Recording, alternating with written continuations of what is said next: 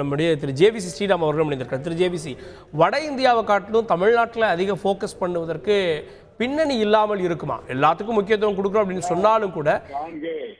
S, உங்க கேள்வி எனக்கு புரிஞ்சிருச்சு. அதாவது இலக்கு இந்த வாட்டி என்ன? 2014 இலக்கு 272 பிளஸ், 2019 இலக்கு 300 பிளஸ். இந்த வாட்டி நான் எதிர்பார்க்கிறது 350 பிளஸ் வச்சா, அவங்க 370 பிளஸ் வச்சிருக்காங்க. நமக்கு 370 பிளஸ் வருங்கிறது இன்னைக்கு என்னோட மனசுல எனக்கு தோணல. இன்றைக்கு இருக்கிற நிலைமையில 329 330 சீட்ல நிற்கிறாங்க பிஜேபி. இத தமிழ்நாட்டில இருந்து ஒரு ஃபியூ சீட்ஸ் இருக்கு. ஆனால் இன்றைக்கு இமீடியட்டா நடக்கக்கூடிய தேர்தல் தமிழ்நாட்டுல நீங்க 19க்கு அப்புறம் பார்க்க போறீங்க வட இந்தியாவில் எந்த மாதிரியான பிரச்சாரம் பண்ணுவாங்க அப்படின்னு சொல்லிட்டு. ஏன்னா நீங்க டிசம்பர் மாசம் நடந்த தேர்தல்ல மத்திய பிரதேஷ்ல இது வரைக்கும் நடந்த 15-20 வருஷம் நடந்த தேர்தலை விட அதிகமா சீட் வாங்கி ஜெயிச்சிருக்காங்க. சத்தீஸ்கர்ல இது வரைக்கும் பாரதிய ஜனதா கட்சி சரித்திரத்துல இவ்வளவு சீட் ஜெயிச்சது கிடையாது. சோ அப்படி இருக்கும் பொழுது திரும்பி அங்க தோற்றுருவாங்க இங்க ஜெயிக்கணுங்கிறது என்ன நிறைவேற்றுது? இதுல புதுசா ஒரு மீடியா நிறைவேற்று ஜெனரேட் பண்றீங்களா? இல்ல, பட் பாரதிய ஜனதா கட்சி சுமந்தூர் சொன்னார்ல, வடை ஸ்வீப் பண்ணது ஒரு ஏறக்குறைய 8-9 மாநிலங்கள்ல ஃபுல் ஸ்வீப் பண்ணாங்க. ராஜஸ்தான் எடுத்துக்கலாம், மத்திய பிரதேசல ஒண்ணு தவிர எல்லாமே, குஜராத் இதெல்லாம். சோ இதுக்கு மேல என்ன சார் இருக்கு அங்க? 2014 ஸ்வீப் பண்ணப்ப 2019 அதேதான் சொன்னாங்க. அதெல்லாம் ஸ்வீப் பண்ணிட்டா என்ன ஆகும்? உத்தரப்பிரதேசத்துல 65 சீட் தான் ஜெயிச்சது. இந்த வாட்டி 75-77 சீட் ஜெயிக்கலாம். வெஸ்ட் பெங்கால்ல சென்ற முறை 18 சீட் தான் ஜெயிச்சாங்க. இந்த முறை 22-26 சீட் ஜெயிக்கலாம்.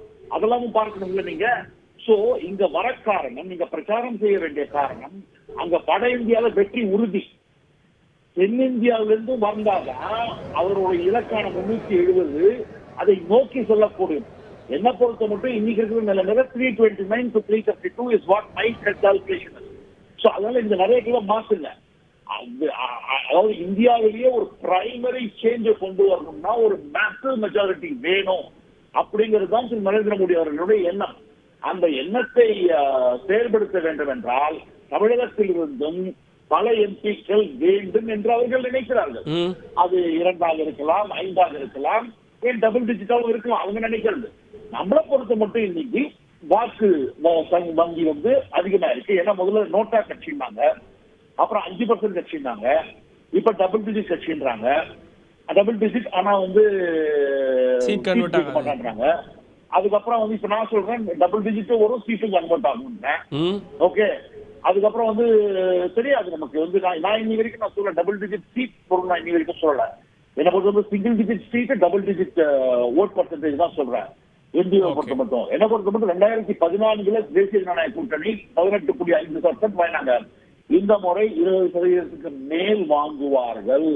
பாரதிய ஜனதா கட்சி கண்டஸ்டிங் பர்சன்டேஜ் நான் ஓபிக்கு சொல்றேன். ஏன்னா அனைத்து 39 இடங்களையும் பாரதிய ஜனதா கட்சி தாமரை சின்னத்தில் நிற்கலாம். ஆனால் கண்டஸ்டிங் ஓட் பர்சன்டேஜ் 20% மேல இருக்கும். இந்த வாட்டி பாருங்க, பொறுத்திருந்து பாருங்க எவ்வளவு சீட் கன்வர்ஷன் ஆகுதுன்னு பார்க்கலாம். ஓகே ஜேவிசி, தொடர்ந்து இணைப்பில் இருங்க. செய்திகளை உடனுக்குடன் தெரிந்து கொள்ள உடனே சப்ஸ்கிரைப் பண்ணுங்க.